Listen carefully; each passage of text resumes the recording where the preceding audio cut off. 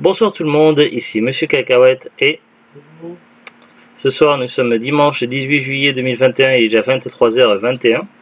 Ce soir dans ce nouvel épisode de Parlons DVD, c'est moi qui ai choisi le film et il s'agit de Street Fighter, le film. Alors c'est pas la première fois que je vous parle d'un film Street Fighter parce que le jeu vidéo a été porté sous plein de formats différents. Il y a eu une mini-série avec deux formats différents et donc deux versions différentes, et il y a eu plusieurs films d'animation, il y a eu une série d'animation, voilà, c'est un petit peu le bazar, et il y a eu un film avec des vrais acteurs. D'ailleurs il y a eu plusieurs films avec des vrais acteurs. Il y a eu par exemple Street Fighter, la légende de Chun-Li, qui est assez moyen, dont on vous a déjà parlé dans un autre épisode de Parlons DVD. Là, le premier film avec des acteurs, c'était celui-ci. C'était Street Fighter, l'ultime combat, avec Jean-Claude Van Damme, Raul Julia, Kylie Minogue et d'autres acteurs. Alors c'est un film que je connais depuis longtemps. À l'époque, je sais plus si j'avais acheté la cassette vidéo ou si je l'avais enregistré à la télévision. À l'époque des VHS, je me souviens plus, c'était il y a tellement longtemps. En tout cas, c'est un film que j'aimais bien, mais sans plus à l'époque. Avec le recul et les années ont passé, c'est vrai qu'il faut admettre que le film a été massacré, c'est quand même un carnage. Du coup, au niveau à l'adaptation au cinéma, je préfère largement le premier film Mortal Kombat à ce film Street Fighter.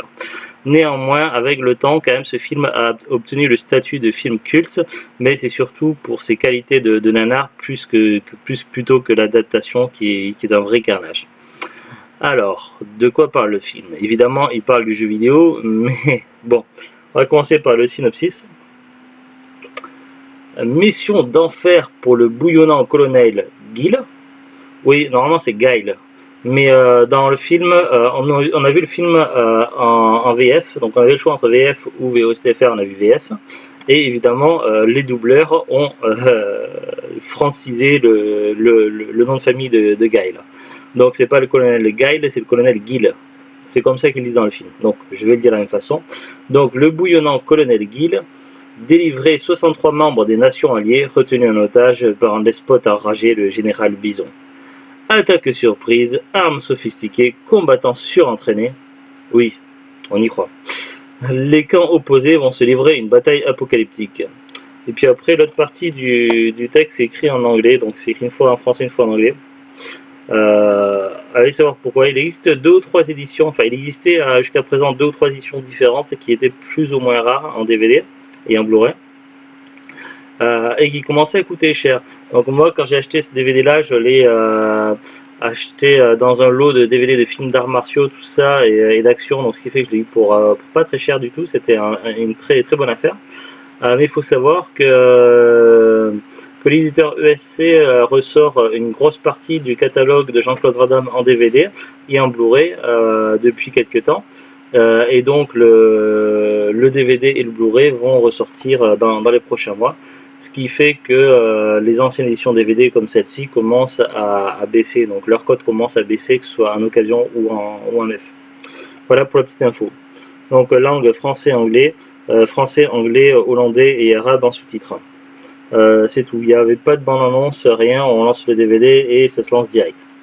Voilà, le DVD se présente comme ceci, comme cela, et avec hop, un petit fascicule où il y a en fait les chapitres. D'un côté à gauche c'est en français et à droite c'est en anglais. Alors pourquoi ils l'ont fait en deux langues, je sais pas. Et derrière, ils me disent retrouver les célèbres héros de Street Fighter 2, le jeu vidéo le plus vendu dans le monde. Un film d'aventure, d'arts martiaux et de technologie de pointe, écrit et réalisé par le scénariste de Piège de cristal, 58 minutes pour vivre et Judge Dredd. Prochainement disponible en DVD pour le pire et pour le meilleur. Souviens-toi l'été dernier. U-Turn, Death Boot, Leçon de séduction, Milliardaire malgré lui et les 4 filles de Dr. March. Voilà pour les petites infos en plus. Alors on va essayer de résumer le film. Alors si vous êtes fan de Street Fighter, vous risquez forcément d'être déçu. Oubliez tout ce que vous savez de Street Fighter et essayez d'imaginer que c'est un nanar qui n'a strictement rien à voir. On retrouve une grosse partie des personnages des univers de Street Fighter 2, Super Street Fighter 2, et c'est tout quoi. Une grosse partie, même pas tous, certains personnages sont absents. D'autres personnages qui n'existaient pas dans le jeu vidéo ont été créés pour le film et sont tout aussi inutiles que les personnages principaux. À savoir que à la base, dans la plupart des adaptations, même dans les jeux vidéo, en général, c'est quand même Ryu et Ken qui ont les rôles principaux, ainsi que Chun-Li. Puis après, évidemment, d'autres personnages qui se rajoutent autour. Mais voilà. Mais là, dans le film là, ils ont vraiment un rôle très secondaire. En plus de ça, normalement, c'est des champions en arts martiaux. Là, c'est juste des escrocs qui savent un petit peu se battre. Donc voilà. Voilà, il y a plein de choses qui n'ont pas été respectées. C'est vraiment un grand n'importe quoi. Par contre, mention plus pour l'acteur qui joue Bison. Je trouve qu'il incarne parfaitement la folie de Bison et c'est assez space, surtout quand il fait les grands yeux exorbités. Bon, c'est vrai que bon, je suis commencé sur la critique là, mais au niveau de l'histoire. Donc, de quoi parle le film en lui-même? Donc, il y a donc Shadaloo. Donc, est-ce que c'est un empire ou une ville? C'est pas très clair dans le film. Il précise pas vraiment. Qui est contrôlé par Sagat. Sagat qui est un commerçant qui achète des armes, tout ça, et qui fournit Bison qui a une affaire avec lui. Il a un homme de main, donc c'est Vega. Donc il est en affaire avec l'organisation de Bison. Et Bison tient en otage un certain nombre de soldats de l'armée et d'autres otages.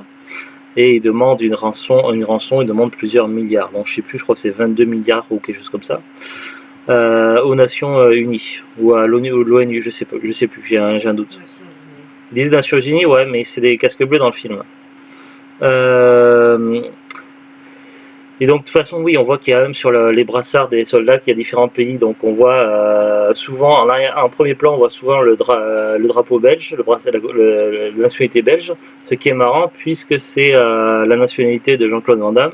Qui ne sait pas se doubler lui-même. Oui, comme nous en France, on a l'actrice, comment ça s'appelle? Ah, c'est pour un film, je sais. Ouais, mais j'ai Marion Cotillard. Marion Cotillard qui pour au moins un film, peut-être plus, Ça, se fait doubler par d'autres doubleurs alors qu'elle normalement elle parle français, notamment Assassin's Creed pour en citer un au moins. Jean-Claude Van Damme, lui, depuis Street Fighter à je ne sais plus combien de films, il ne se double plus lui-même en français, donc c'est un autre doubleur qui prend le rôle. Et du coup, c'est un petit peu gênant quand on a l'habitude de la voix classique de Jean-Claude Van Damme, c'est un peu gênant d'avoir une autre voix différente. Donc voilà, donc ensuite on voit d'autres nations, donc on voit des Allemands, des Britanniques, des Américains.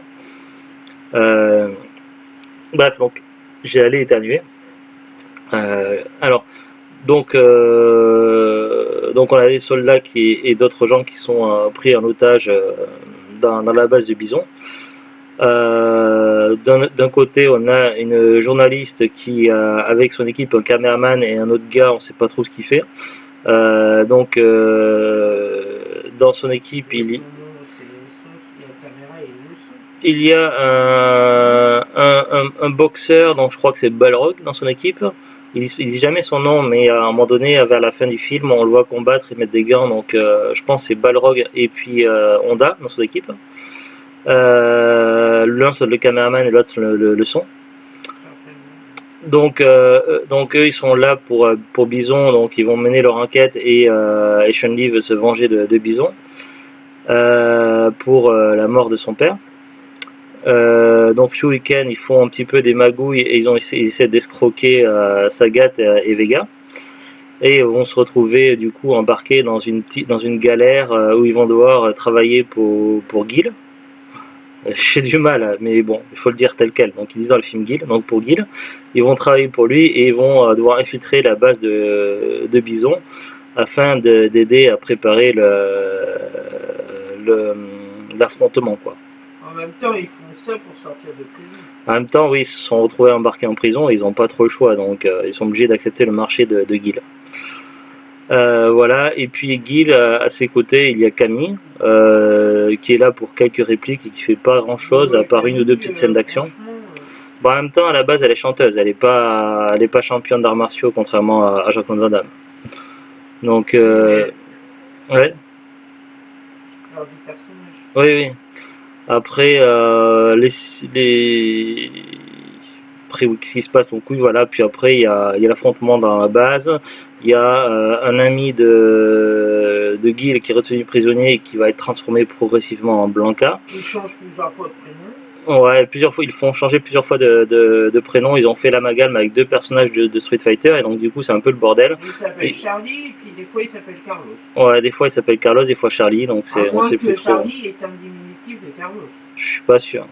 Mais même de toute façon, bref, tout ça c'est un gros bazar et c'est un grand n'importe quoi. Ils ne respectent strictement rien du tout. Et puis il y a évidemment l'affrontement final. Alors pour dire un petit peu ce qu'on a pensé, donc il y a quand même quelques scènes qui sont drôles, donc il y a plusieurs fois qui font rire. Il y a les personnages, le jeu des acteurs qui c'est mauvais, les personnages sont risibles, limite pathétiques, ou des fois il y a des trucs absurdes, mais il y a quand même quelques scènes drôles, quelques trucs marrants. Les scènes d'action sont vraiment mauvaises. Tout est complètement surréaliste et complètement what the fuck. Il y a rien du respect des personnages, même le look des personnages et même les costumes des personnages, c'est un grand n'importe quoi. C'est limite, c'est une insulte pour les fans et les joueurs de Street Fighter. Et le plus drôle, c'est que ça a eu suffisamment de succès à la sortie pour qu'ils en sortent un jeu vidéo adapté du film. Donc le film est adapté d'un jeu vidéo et après ils ont adapté un jeu vidéo du film. Je n'ai pas eu la chance ou la malchance de jouer au jeu vidéo qui était sorti sur la PlayStation 1. Je crois pas qu'il soit sorti sur d'autres supports. Et apparemment, le jeu vidéo est une catastrophe, une calamité. Et en général, les jeux vidéo, quand ils sont très mauvais, ils se vendent pas beaucoup et deviennent vite rares et se mettent à coûter cher. Donc je ne sais pas combien ils coûtent en 2021, mais à mon avis, il doit quand même coûter assez cher. Déjà dans les années 90, il n'était pas très courant et j'ai jamais pu le voir de près ou de loin, le jeu vidéo. Je parle pas du jeu vidéo classique, mais je parle du jeu vidéo adapté du film. Bref, donc c'est un grand n'importe quoi. Il y a quand même quelques passages sympas et quelques petits clins d'œil, mais c'est du gros foutage de gueule. Et tout est axé sur le personnage de Gil, qui bien qu'il s'agisse d'un des personnages importants de la franchise des Street Fighter, c'est pas le personnage le plus important et pourtant ils ont tout tourné autour de lui. Mais voilà, ce film en lui-même est quand même une grosse partie. Ce film en lui-même est un non-sens et c'est un gros bordel. À noter quand même que durant le générique de fin, il y a une voix off qui essaie de dire quelques blagues, quelques vannes, c'est un peu pourri. Et après, vous avez une petite scène additionnelle, comme les scènes post-génériques dans les films Marvel. Donc vous avez une petite scène pour nous faire comprendre que tout n'est pas fini, qu'il y aura une suite, que Bison n'est pas mort. Sauf que malheureusement, l'acteur donc qui jouait Bison est mort durant le tournage du film, donc du coup voilà, pas de suite. En même temps, est-ce que c'est malheureux pour l'acteur, mais par rapport à la franchise de Street Fighter, voilà, ça aurait pas forcément été une bonne chose qu'il fasse une suite. Après, c'est sûr qu'il aurait mieux valu que... Je ne sais pas ce qui est arrivé à l'acteur, mais s'il était malade ou quoi. Mais bon, voilà, c'est vrai que ça aurait été bien que l'acteur tienne le coup et qu'il puisse faire d'autres films derrière. Des films qui auraient pu être un peu plus mieux pour sa carrière que Street Fighter. Bon. Maintenant, allons voir la fiche Wikipédia. Street Fighter le film, donc Street Fighter l'ultime combat, ou au Québec, c'est vrai que nos amis québécois aiment bien traduire ou franciser les titres de films, en sachant que déjà le titre du film qui était à moitié un anglicisme et à moitié du français, donc Street Fighter de l'anglais et l'ultime combat du français, déjà le titre en lui-même c'est... De quoi? Bon, voilà. C'est qui joue Bison? Oui, Rod Julia. Ben, c'est le père dans la famille Adams. Ah, ouais, peut-être, je sais pas, je vais aller voir, mais j'étais en train de... Donc voilà, déjà, le fait que Street Fighter c'est de l'anglais et l'ultime combat c'est français, déjà c'est un non-sens le titre qu'ils ont choisi pour le film. Mais du coup, voilà, nos amis québécois ont décidé de traduire le titre de film en Le bagarreur de rue. Alors, ok, mais si on a voulu traduire littéralement Street Fighter, ça aurait plutôt donné des combattants de la rue.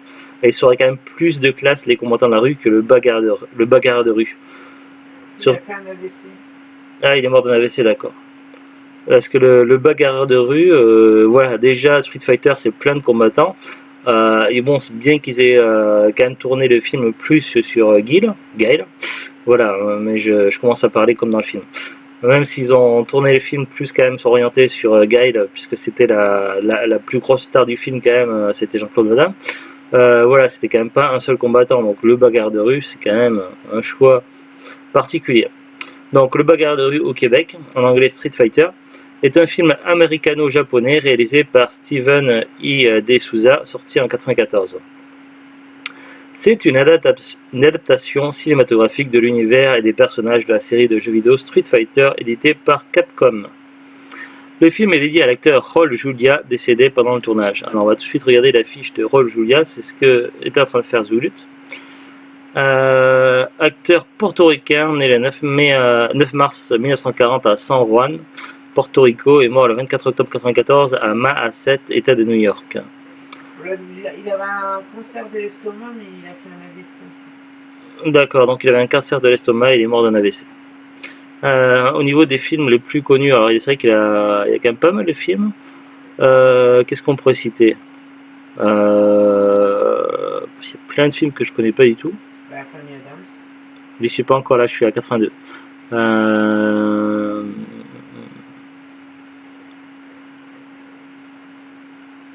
La famille Adams, ouais. Les Valeurs, la famille Adams et Street Fighter. Tous les autres films, je les connais pas. Après, il a eu quand même pas mal de récompenses et nominations. Anecdote, il était engagé dans la lutte contre la faim dans le monde. Pendant 17 ans, il fut le porte-parole de la Hunger Foundation, une fondation dédiée à cette cause. Voilà, on revient sur la fiche Street Fighter. Donc le synopsis qui raconte un peu trop, qui donne un peu trop d'infos sur le truc. J'ai l'impression que ça spoil un petit peu beaucoup. Ouais, non, le paragraphe est un petit peu trop long sur le synopsis. Alors la fiche technique. Durée 102 minutes. Sorti aux États-Unis le 23 décembre 1994, en France le 12 avril 1995. Casting, donc Jean-Claude Van Damme y joue le colonel William F. Gill. Raul Julia qui joue le général M. Bison. Ming Na qui joue Chun-Li Zhang. Damian Chapa qui joue Ken Master. Kylie Minogue qui joue Camille White. Roshan Seth qui joue Dalsim. Ouais, la chanteuse australienne. West Tuddy qui joue Sagat. Byron Mann qui joue Ryu. Grand L. Bush qui joue Balrog. Je vais ouvrir la fiche de Ken Master parce qu'il me disait quelque chose. Je crois que je l'ai déjà vu dans des trucs d'ailleurs. Ils m'ont fait penser un petit peu. C'était tellement guignol dans le film Ryuken qui me faisait penser un petit peu au personnage de Double Dragon dans le film Double Dragon. Qui est pareil, qui a un petit côté nanar aussi. Alors, ensuite, donc, Grand L. Bush Balrog. Peter Navi Tuiasopopo, non Sopo, qui joue Edmond Honda. Jay Tavari qui joue Vega. Andrew Braignarski qui joue Zangief. Ah, les Zangief, ils l'ont complètement massacré, pauvre Zangief. Oh là là, l'acteur, mais en même temps, il fait rire. Gren Renwater qui joue Tiok. Robert Momon qui joue Captain Carlos Charlie Blanca.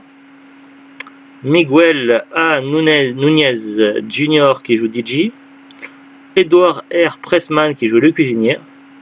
Benny Urquidez qui joue un membre du gang de Sagat. Et Simone Callo qui joue le supérieur hiérarchique du colonel Guy. Alors je vais voir la fiche de Damien Chapa, ce que j'ai vu dans des trucs. Alors, Street Fighter, l'ultime combat, il a joué dans Piège à haute mer. Non, en fait j'ai vu dans rien en fait. Non, pas quasiment rien. Bref. Alors, Genèse et développement. Le film, bien que fondé sur Street Fighter 2, réutilise les personnages de Super Street Fighter 2 The New Challenger, à l'exception de Fei Long, remplacé par le personnage de Sawada. Fei Long était un hommage de Capcom à la star de cinéma Bruce Lee. Il aurait été mal vu de faire apparaître son sosie sur grand écran. Dans une interview donnée à GamePro, Steven E. De Souza avoue qu'il n'a pas voulu faire un film classique d'arts martiaux, mais plutôt un mélange Star Wars, James Bond et un film de guerre. Ah ouais. Alors, du Star Wars, je n'ai rien reconnu dans le film. Du James Bond, pas plus. Les films de guerre, pas vraiment non plus. C'est peut-être ce qu'il a voulu faire, mais c'est pas ce que ça donne en tout cas. Alors, tournage. Le film a été principalement tourné dans l'état du Queensland en Australie, notamment à Gold Coast à Brisbane. Quelques extérieurs ont été tournés à Bangkok en Thaïlande pour simuler le pays fictif de Shadaloo. Steven E. De Souza a avoué que le tournage fut problématique à cause de la toxicomanie dont Jean-Claude Van Damme souffrait durant la totalité du tournage. En effet, l'acteur belge achetait pour 10 000 $ en cocaïne chaque semaine. On comprend mieux le côté EOR. Bah, avec 10 000 $ de cocaïne par semaine, à mon avis, ça fait pas du bien à la tête. Après, je n'y connais rien, mais bon, c'est une déduction facile à faire quand même. Après, ça parle de la bande originale, de différentes musiques et de titres de musique, avec critiques. Le film a reçu de très mauvaises critiques des spectateurs, bien qu'ils soient fans du jeu vidéo ou non. Outre le scénario mal mis en scène, malgré une prémisse et même une introduction très prometteuse, le plus gros reproche des fans est l'adaptation trop libre des personnages aux besoins du scénario. Ainsi, alors là il cite tout ce qui change, effectivement c'est une catastrophe. Dalsim devient un scientifique de laboratoire, Honda devient un perchman hawaïen au lieu d'être un sumotori japonais, et vers la fin des égratignures au visage ressemblant à ses peintures du jeu. Donc mais les a que vers la fin. Balrog devient un caméraman au lieu d'être un boxeur professionnel renégat. Il est allié à Chun-Li et Honda alors qu'il est originalement l'un des mercenaires de Bison. A la base, Balrog c'est le premier des 4 boss dans Street Fighter 2. Donc c'est l'un des 3 bras droits de Bison. Wesh 2D, malgré son mètre 83, incarne le personnage de Sagat qui mesurait 2,26 m dans le jeu. Ouais, du coup, Sagat est pas du tout crédible puisqu'il a quasiment la même taille que Ryuken, donc c'est bon. Guile, le GI Patriot aux 2 drapeaux tatoués sur le bras n'a pas l'accent américain, il a une coupe de cheveux moins imposante. Et en plus, il s'est fait une teinture un petit peu roux. Sa couleur de cheveux tourne quand même assez vers le roux quand même. Alors qu'il me semble qu'il est blond dans le jeu vidéo. Zangief, le lutteur russe, est un homme de main de M. Bison, alors qu'au contraire il défend son pays, anciennement l'URSS, contre l'organisation criminelle. C'est expliqué à la fin du film. C'est tout simplement parce qu'il croyait qu'il était dans le camp des gentils, et en plus il faisait ça gratuitement. DJ, le kickboxer jamaïcain, devient lui aussi un homme de main de Bison, alors qu'il n'a aucun lien avec ce dernier à la base. T-Hawk devient l'un des subalternes de Guile. Il a perdu toute ressemblance avec le personnage créé par Capcom, un Mexicain mesurant 2,30 m et pesant plus de 162 kg. Oui, là c'est juste un petit gars, un petit soldat qu'on voit en arrière-plan, qu'on voit une fois ou deux. Ils ont mis genre 2 petites plumes pour faire genre c'est un Indien, et puis c'est tout quoi. Et alors que c'est un petit gars tout sec. Camille, elle est aussi devenue une GI américaine, alors qu'elle est censée être le clone amnésique d'une londonienne tueuse à gages au service de Bison. Ryu n'est pas le personnage principal, il ne porte jamais son bandeau et devient un contrebandier d'armes. La rivalité opposant ce dernier saga, pourtant c'est le clé de voûte de la saga vidéoludique, s'est délaissée jusque dans la bataille finale où Ryu affronte Vega alors que Ken affronte Sagat juste à côté. Chun-Li devient une journaliste et porte l'une de ses couleurs alternatives, c'est-à-dire le rouge au lieu du bleu. Fei Long est le seul personnage dû être absent, il est remplacé par le personnage de Sawada qui n'a aucun point en commun. M. Bison a comme pouvoir des électro-aimants au lieu d'avoir des pouvoirs psychiques. Le personnage d'Akuma était présent dans l'adaptation vidéoludique du film, mais il n'apparaît pas une seconde à l'écran. Le générique de fin fait entendre un personnage anonyme dont le nom commence par un A. Il est possible que ce soit Akuma, mais cela n'a jamais été confirmé, et la voix ne colle guère au personnage. Oui, il est possible que le personnage d'Akuma avait été prévu, mais coupé durant le montage final. Du coup, il aurait fallu avoir une director's cut. Mais bon, je pense pas que ça va se faire un jour. Les personnages de Blanca et Charlie Nash ont été mélangés. Le premier est à l'origine un Brésilien qui doit son apparence monstrueuse à un mauvais sort, tandis que le second est un officier américain ami de Guy qui a été assassiné par Bison. D'ailleurs, on découvre l'histoire de Charlie lorsqu'on joue à Street Fighter Alpha, la trilogie Street Fighter Alpha.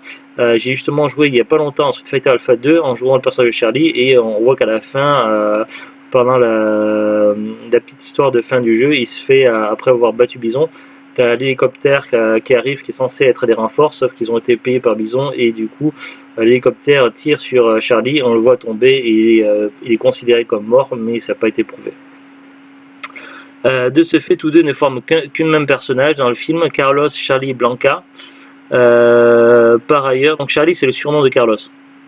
Carlos Charlie Blanca, par ailleurs, sa transformation est due à une déformation progressive de son corps par les scientifiques de Bison.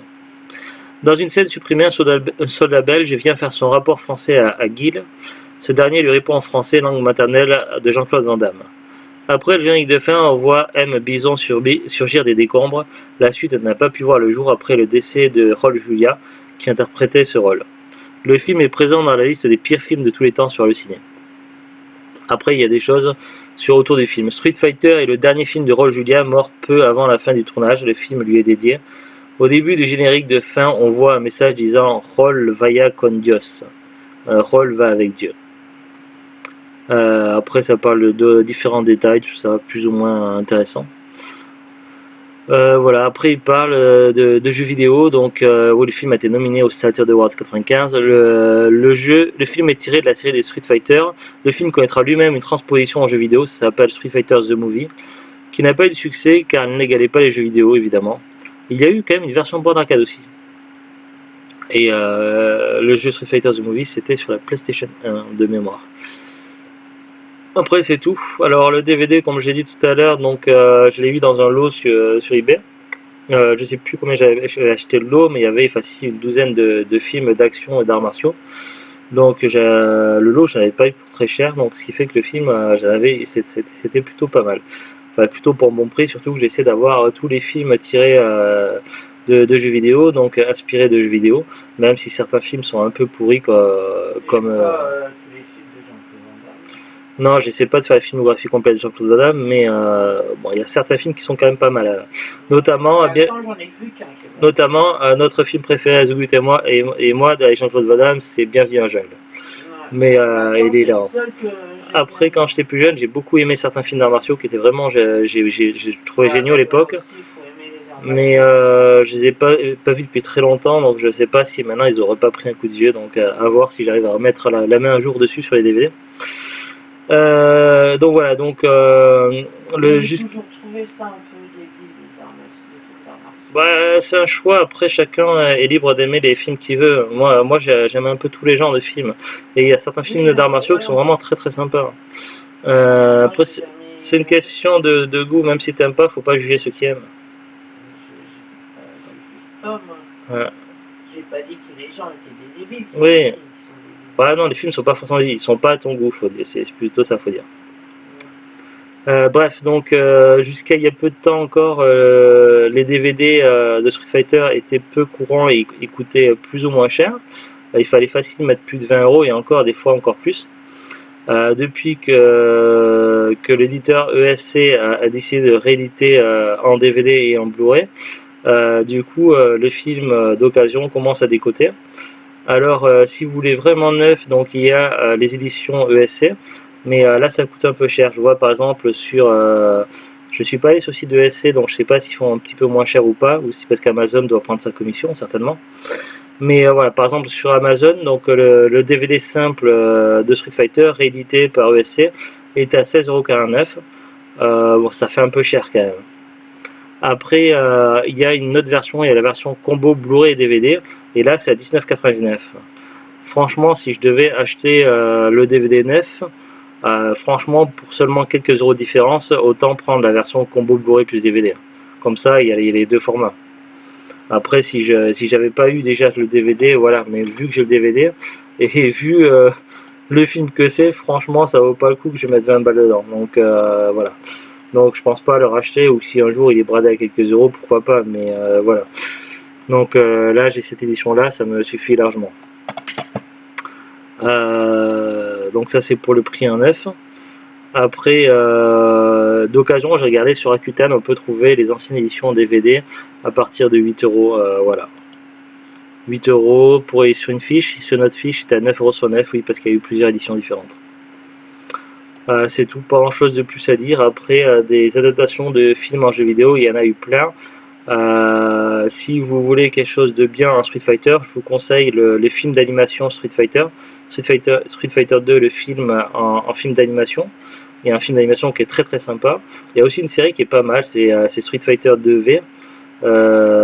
Qui est le V est en référence à Bison, puisque dans la version d'origine, Bison s'appelle Vega, mais pour les États-Unis et l'Europe, ils ont inversé les prénoms de certains personnages.